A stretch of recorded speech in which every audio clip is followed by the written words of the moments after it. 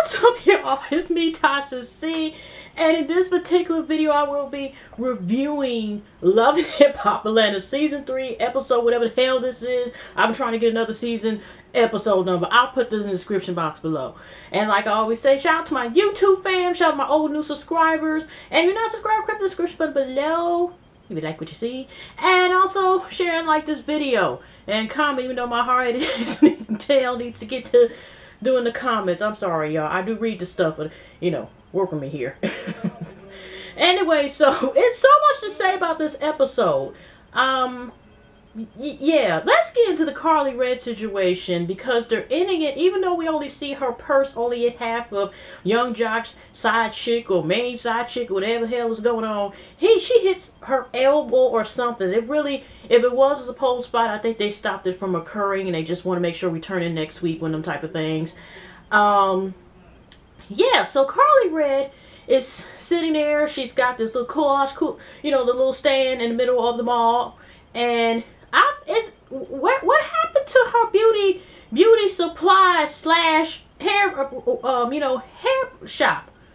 Wasn't she doing that too? They're not doing the episode. I never heard her close down or whatever. I thought it was doing pretty good. So I know that she's still in her music career, and now she's doing acting, and then again, and then she's doing well, almost some of these people are doing acting, you know what I mean, in the show. But anyways, what happened to her? Oh, Lord Jesus, it's hot as hell is here. Look. Now you know how Michigan weather is. I'm from Michigan, and you know how this weather has been. So anyways, but yeah, what happened to her shop? You know. And anyways, there's a lot of stuff. I know this off subject, but this still pertains to Love and Hip Hop Atlanta, right? We got about 3 stories going on that's been going on the past 1 or 2 days. Now, I think John Taylor, shout out to him, he has, I think, VH1 Access. He has a YouTube channel here, and he also has a blog. And I seen the link that Bucky, remember when they had that fight, there's this brawl that occurred at Sleazy Bingino's new restaurant. And it turned out Bucky, also known as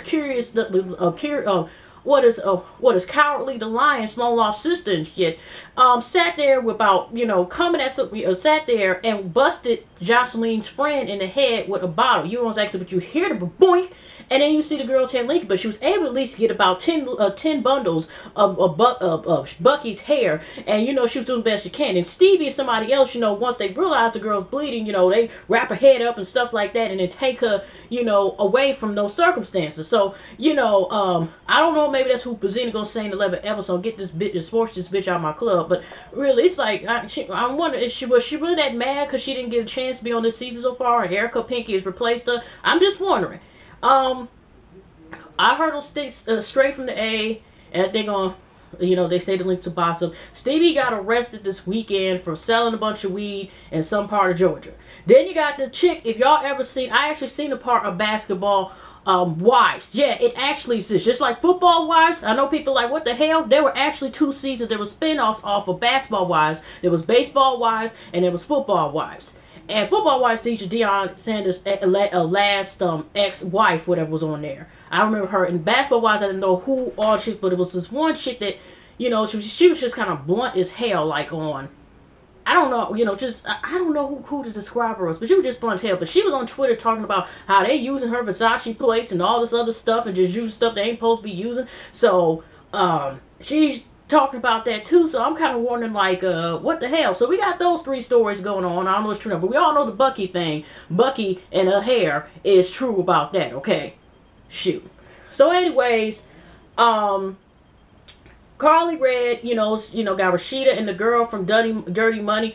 Her name started with a K, but that's about all I knew, because even then she was just the who's that in Dirty Money. If they wouldn't have shown her on screen and she had to tell us something, I wouldn't even know who the hell she was. No offense, but I mean, that's how much they focused on her in the group. And so she's up here talking about she's back in LA, you know, Jay talking about the makeup thing, you know, Carly Red is still so frustrated about the fact that her and her love, Young Jock, are not together. And she, you know, she did try to make him jealous, blah, blah, blah. She's the most insecure person in the world, and blah, blah, blah, and all this other stuff. And she's also thirsty to stay relevant on this show. even though I'm kind of wondering it's relevant, it equates to her. You get what I'm saying. So anyways, she, calls Young Jock, and Young Jock informs us that the reason why he came there because she blew up his phone, and during there, about 115 times I kept calling, probably sending him text messages. If she's on his Facebook, he probably got a Facebook pop-up, a Twitter, or whatever else was needed to keep calling his ass to make sure he appeared at the restaurant. So he's already like, she's like, touch me. He just like this, like, bitch, you got a cold, and it's contagious, type of thing, right? And he just kind of just rolling his eyes, whatever the case is. And she's talking about, I know I may just not, I missed you, and I just wanted us to be together. And Young Jock's like, I knew, you should have kept your part, did your part, He's basically mad, he's like, that's done over with, like a flea market, something he was saying, or whatever, it's gone, or whatever the case is. It is out and demolished. It's disappeared. Like the relationship just appeared and shit, right? So he is telling her that. Then all of a sudden, y'all, when she said she knows how I'm going to make it up to you, I first thought the minute she said that, and if it was the right timing, her ass was going to look around to the right and to the left, and then she was going to go down head first under the goddamn table. I swear to God, I thought she was going to blow the sucker's dick right there under the damn table. I'm sorry. And then she proved me right there because she deep throwing it on TV. I'm like, the rating of the show was what, right? Because she's going ham on his fingers, and Young Jock first went, don't touch me, to, dang, you really gonna do that right there? You really gonna do right there? Dang, that he's still letting her touch it, because her mouth is all like this, she just put it in the back of the throat, all the way down here. It's just his fingers in the mouth, okay? And then next minute, he let you know in the confessional, I got a weak spot. And then, I mean, literally, did we just see her like just grab his crouch, from head to shaft to head, just feeling all across there, all across all his genital area? Did we just see that? Yeah, we did. And he just like this, like, check please, and she letting no best man. So now they're back in good terms because she's been taking, she's been doing one of the things she knows best. So anyway, to fast forward, because I just want to get these people out the way as far as based on people. They go to the realtor, and it's the Khadijah. She's the stylist. She's also the barber. She also, has a fashion jewelry line. She also is a limo driver. She also drives a truck, and, she teaches a class on the weekends, and she has real estate. So Young Jock has a feeling that he shouldn't take him there, but, especially since her property, and, we already know how this is going to go down. So as soon as they's going through the house, Carly gets that feeling, that intuition, spider senses. And as soon as he asks us, like, where, something about, is there a speaker, sound system, whatever the case is, right? And so all of a sudden, he goes down there, and she's all talking to her like, what, I think, like, yeah, you've been fucking my man, and, you sleep around, he gets around, I know he gets around, I know you get around. She's basically like, what, the only person I've been sleeping with is Young Jock. And she throws the elbow, then it just ends there, and then we see that turns out it was true, and now I think he's trying to get Carly back, and whatever the case is, I don't, whatever, the next episode. So the end to that, okay? So let's get the Deb situation and Tammy Waka Flocka out the way. Now Tammy, it turns out she moved in to ATL, basically, with Waka Flocka. And at first her and Deb didn't have the best relationship. She was kind of, suspicious about what her intentions were with her son, and if she really was there for or whatever Waka Flocka's government name is in real life, or she was there for Waka Flocka and whatever, financial gains or fame comes with it, right? But, she feels happy about the wedding because she's looking like this. Her mother's gaining a son, and her, she's gaining a daughter.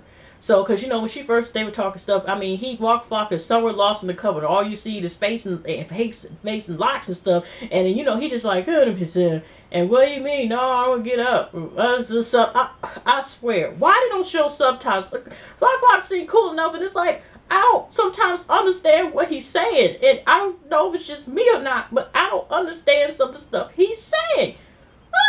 Well, anyways, y'all.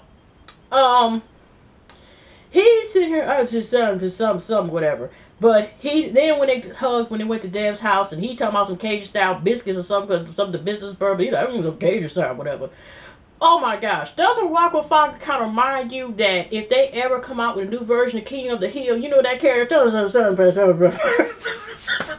what I'm talking about. If y'all ever seen King of the Hill, you know that one dude, you be understanding sometimes what he's saying, but you don't understand saying, but you get it and you feel me? Yeah, okay.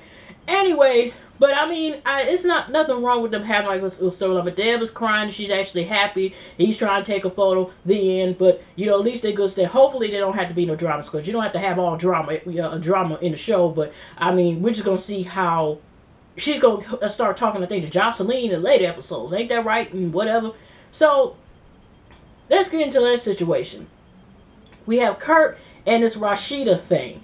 Now, he's up there, and this is the first time, maybe it's just me, that I've seen Kurt and Stevie and Benzino are all kicking it together, okay? And, even Stevie, well, you know, some people, like a lot of people, I did myself a couple times, sometimes we have a better, the outside perspective can give you better information about your own stuff than their own circumstances, in some cases, or, you know, they don't take their own advice. I ain't gonna lie. So, but... You know, Stevie was looking like, what the hell? Because here's Kurt talking about he had did a test. And the first thing, Stevie kind of had that look like, instead of the usual, right? He kind of looked like, the fuck?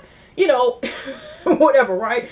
And then he's all talking about now he wants to get a nanny and stuff. And even both Vizino and both Stevie both are trying to tell him, you know, even Stevie said like, well, you know, how's everything going on? And he's still saying they're on rocky roads or something like that, Kurt is saying, right? And... he's saying, like, maybe y'all need to go to therapy and stuff like that. Maybe someone, you know, can give you a, better ideas and everything like that, right? So we go over here. And then it seemed like as soon as someone, even Steve and Bobazino are trying to give this dude good advice, whatever, right, about his circumstances, since they already know, obviously, that Rashida was not fooling around on him, and yet he was crazy hell to basically take this test, and then, you know, they both like, ooh, because even Stevie's thinking like, you know, well, we've seen it for a second. So Jasmine, I'll probably use a fake ID, because I don't know she's 21, but I mean, she, you know, like I said, it looked like she still got, you know, braces on and stuff like that, okay? And so, what I mean is being young as hell. You can tell she's, might be a freshman, if you know what I mean. So, here's Kirk's thing is she's young and blah, blah, blah. And it'll be a good start. And since she's mad, he's still mad at the mom. He wants a young person, a young girl, but legal, to sit there and watch this child, and he's going to take it upon the decision, because now it's like, even though Rashida's had a child before, now the son, the only way I guess she can work and is allowed to work is if he has the nanny. Now, have we heard the stories before about some of these celebrities? I mean, we heard about celebrities and these nannies, and they be fucking their nannies. Arnold Schwarzenegger. And it's a couple other people who marriages and stuff have failed because they turn out got nannies and got babies and everything with their nannies. I'm just saying, you know, this just, you know, going based on the storyline here, you know. So, anyways, she sat there and, you know, she comes over there and they know it's a diamond. She just like, hey, Kirk, but they act like they're cool and possibly we might be fucking and we're not gonna let everybody know about it.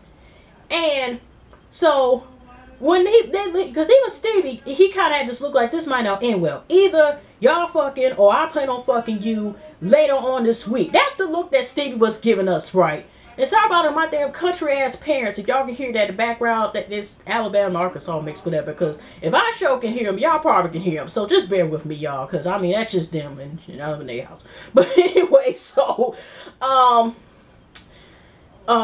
anyways, I say anyways about 3 times, so one more time again.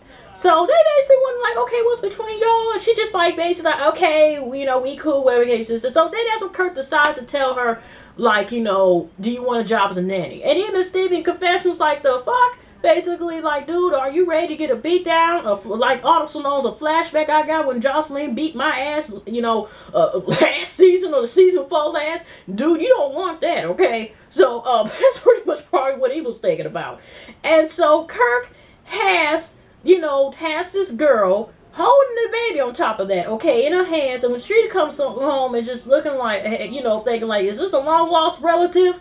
And, you know, it better be. And then she taking off her shoes and stuff like that. And then it realized supposed to be, supposed to be a nanny. Because I forgot to mention, when they're at the bar, she was saying it wasn't a ring. They'll say me and my wife, and he was trying to he told her as if they were separating, blah blah blah. Even though they married, it's as if, you know, they separated, or, you know, on the verge of separating, whatever. And so that's the first thing the girl had brought up, was like, I thought y'all were separated and whatever. So, you know, Rashida did do this. She was just like, you know what? Okay, you're gonna give me my baby, and you're gonna tell your friend to leave. You're gonna tell her to leave. Basically, like, okay, she gotta go. The bitch gotta go. And so after he kind of, Kirk knew, but it's like, you set yourself up for failure, dude. You knew it was a failure. It was an operation that was not going to go. Hell no, the minute you even thought about it. Damn. So she's basically like, she takes her baby, you know, tells her baby, like, you know, your dad is just stupid, just a dumb or whatever. And, you know, Kirk is still trying to justify, like, okay, that could be good. She was good potential.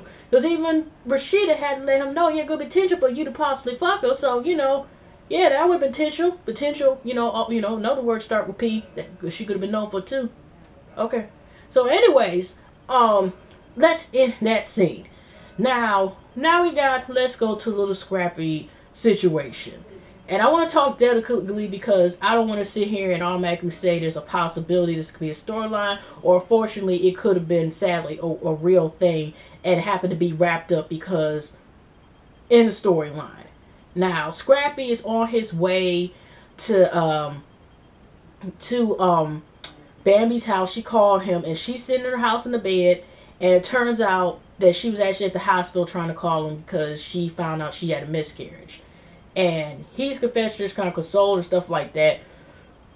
And she's just like, sure, she thought she had regular cramps, and then she went to, you know, realized it gotten worse the next morning. She went to the hospital and turned out she miscarried. So Scrappy's kind of like crying consoling, she's like, we're just going to have to work through and just this situation. And he admits still that, of course, he wasn't in love with her. He does have love for her. And so Bambi, the next day or a couple days later, she's physically fine, but she's still, I guess, mentally trying to get over it. And she knows the situation with her and Scrappy is not where she wants to be as far as her level of commitment or wanting a relationship as opposed to him. So, of course, Mama D makes her appearance, and I mean, all she needed was some cape and shit like that, you know, Count Dracula shit type of going on. Okay, anyways. And she sits here and, you know, tells her that she's coming there to bring some suit, even though she's confessional, even though Bambi was holding around and stuff in LA. I heard these rumors. She feels sympathy for her as a woman, so she was trying to come over there. And then she's sitting here talking to Bambi the way, like, I ain't gonna lie, first, I didn't like you because of what I heard about your what was going on in the streets, but I also can understand you, and, you know, and I first thought I was gonna be a grandma again, you know, and stuff. But I understand, because I had a miscarriage, and I understand everything what you're going through. And then, you know, I thought about this. I was just like, well, what happened when Erica, you know, the way that she's acting, like, she's so happy with Bambi's situations. This is not the only grandchild she has. You know, like I said, she has I think does her daughter, I know they have, she also has a daughter too, but does her daughter have children?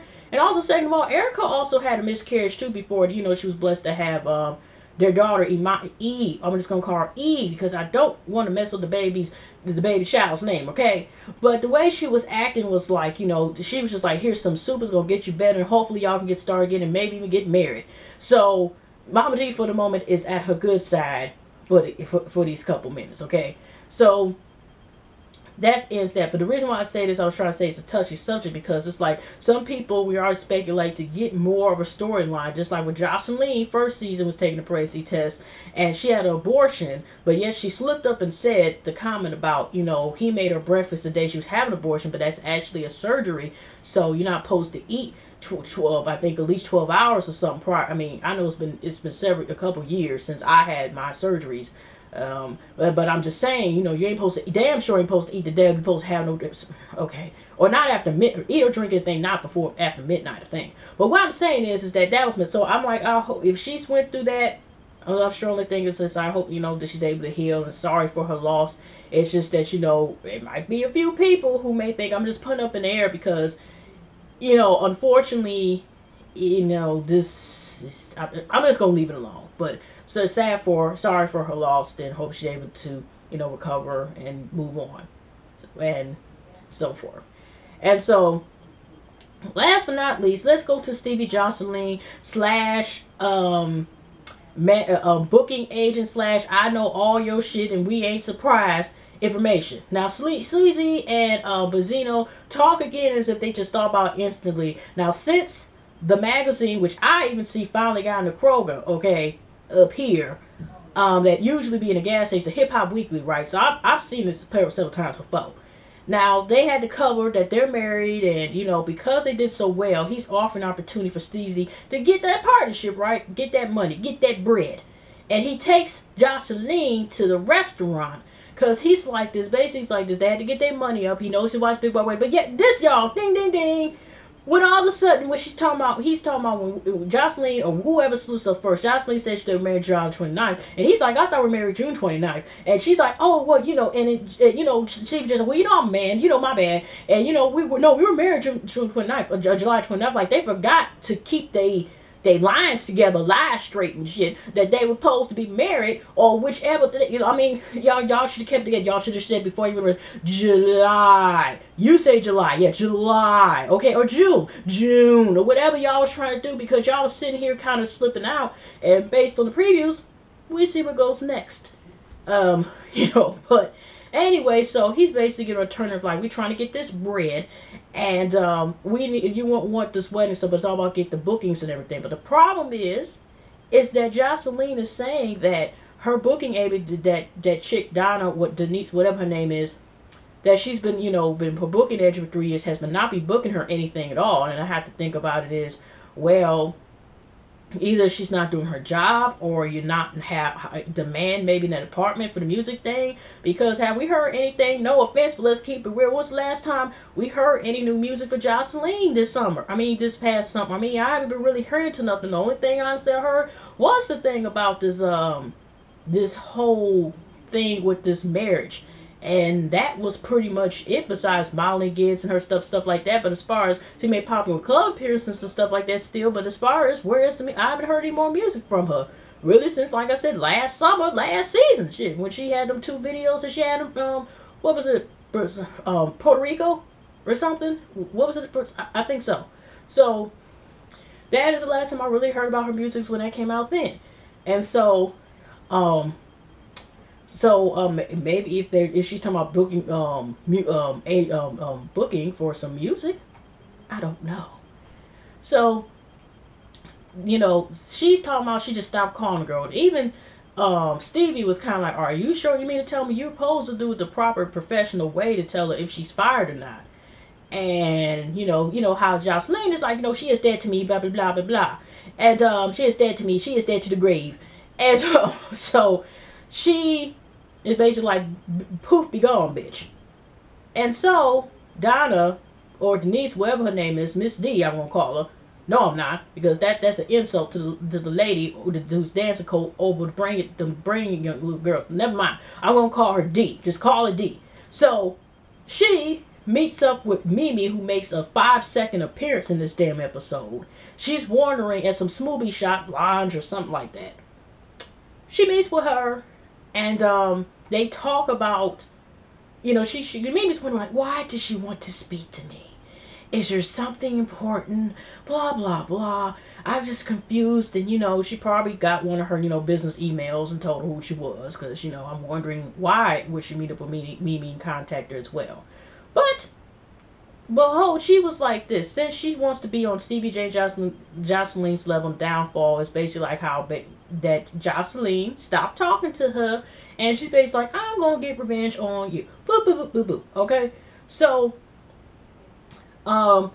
she's telling her that she knows all this dirt, and they want to get on level. Then she says she has this text, I think Jocelyn sent her, to say that basically confirm that Benzino's, you know, that Stevie J put in the magazine about this marriage that never occurred.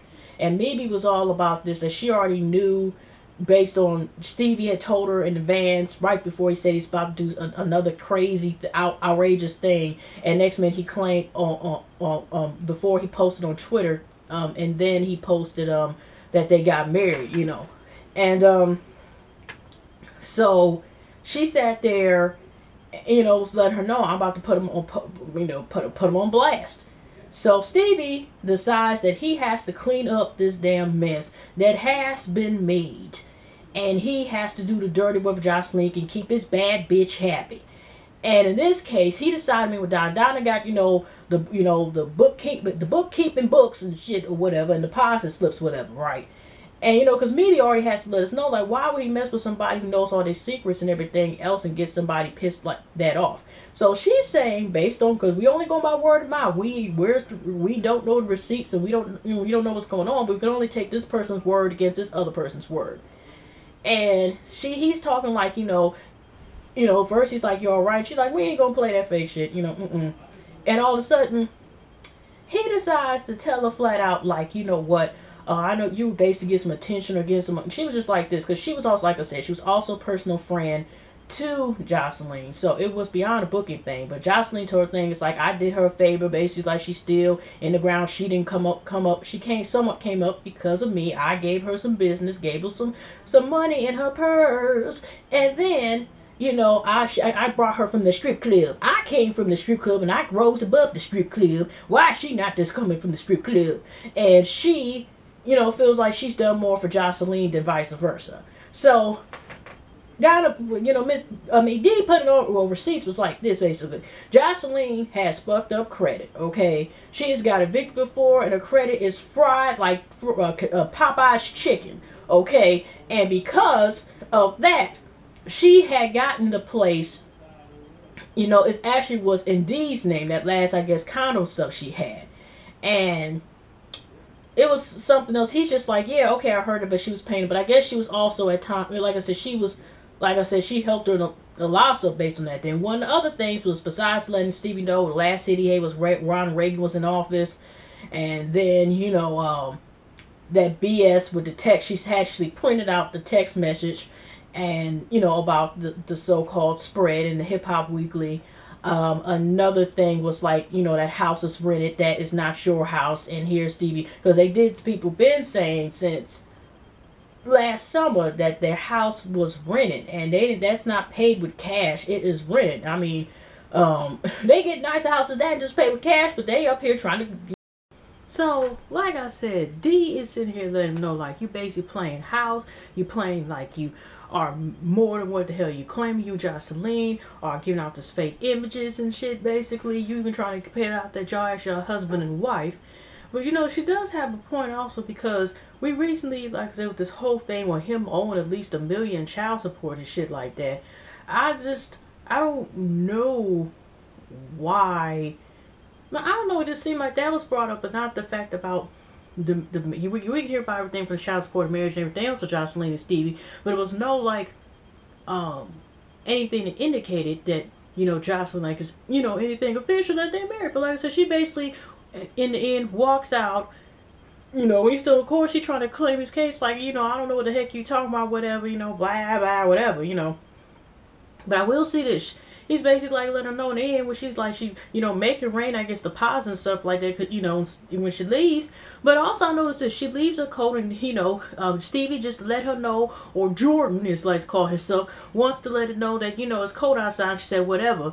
And I like to know this. I noticed this new trend in the last season with the Hip Hop New York, or the season before last, or every other season, or so many episodes, women get, at least one woman or a couple of them, get frustrated and they will leave an item that their ass need. It's it's not like something that's kind of relevant, like a last piece of gum on the table, and that you gum stick or whatever, or something along those lines. What they forget is shit that your ass need. That's how it makes it seem like it makes it seem like it's scripted in their own cue to a certain point, not at a time, but it makes it seem like even if they meant to leave that stuff because they were genuinely frustrated, it's a thing. Like, now, we just seen already at least twice during the season, we have seen a woman that's left her coat, even though it's cold as hell outside, and she's going to walk outside, maybe because her car is up front, I don't know, and leave her shit.